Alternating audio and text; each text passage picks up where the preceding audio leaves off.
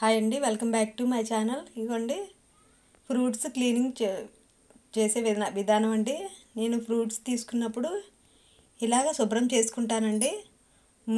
ముందుగా ఏదైనా గిన్నె తీసుకొని అందులో కళ్ళుప్పు వేసుకొని వాటర్లో కళ్ళుప్పు వేసుకుంటానండి.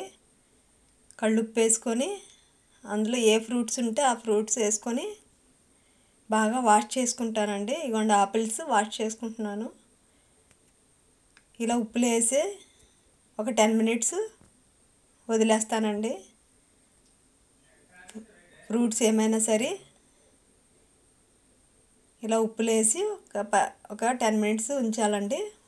ఉంచితే ఆ ఫ్రూట్స్కున్న మురికి క్రిములు అయిపోతాయండి.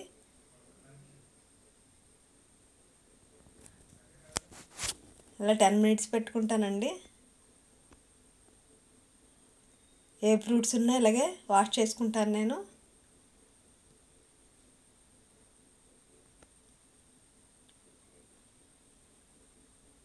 ఇలా చేసుకోవడం వల్ల క్రిములు అయి ఉంటే పోతాయండి. ఫ్రూట్స్ మీద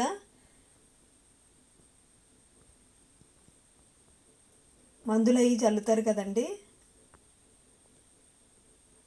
ఈ ఉప్పుతో కడగడం వల్ల అదంతా పోతుందండి. ఇలా 10 నానబెట్టిన తర్వాత మళ్ళీ ఇలా చేతితో రుద్దుకొని బాగా రుద్ది వాష్ చేసుకోవాలండి.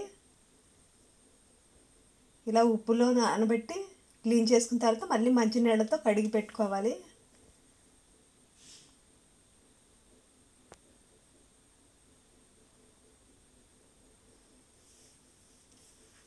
ఇలా ఎప్పుడు నేను చేసుకుంటానండి. ఫ్రూట్స్ తీసుకొచ్చినప్పుడల్లా ఏ ఫ్రూట్స్ అనే గ్రేప్స్ ఏమని ఏమన్నా సరే ఇలా చేసుకుంటానండి నేను.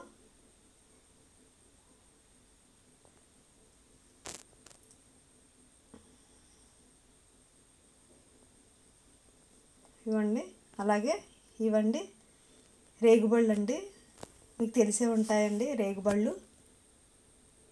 ఇవి కూడా అలాగే అవే ఉప్పు వాటర్లో వేసుకొని ఇవి కూడా అలాగే ఒక 10 మినిట్స్ సోక్ చేసుకోవాలండి.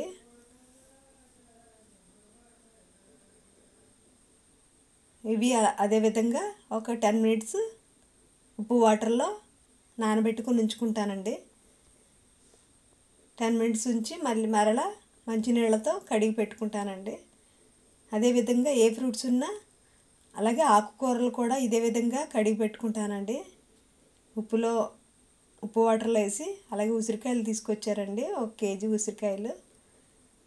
అవి కూడా ఇదే విధంగా ఉప్పులో వేసి ఒక 10 మినిట్స్ ఉంచుకొని మరలా అలా రుద్ది బాగా క్లీన్ చేసుకుంటానండి. ఆకుకూరలను ఇలాగే కడుక్కోవడం వల్ల ఇలాగ వాష్ చేయడం వల్ల క్రిములు ఇవన్నీ పోతాయండి.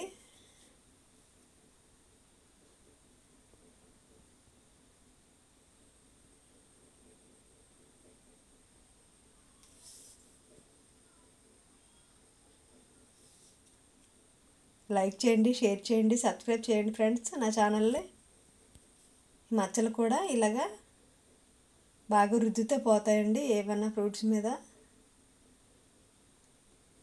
ఇలా బాగా క్లీన్ చేసుకోవాలని పెట్టుకుంటానంటే నేను.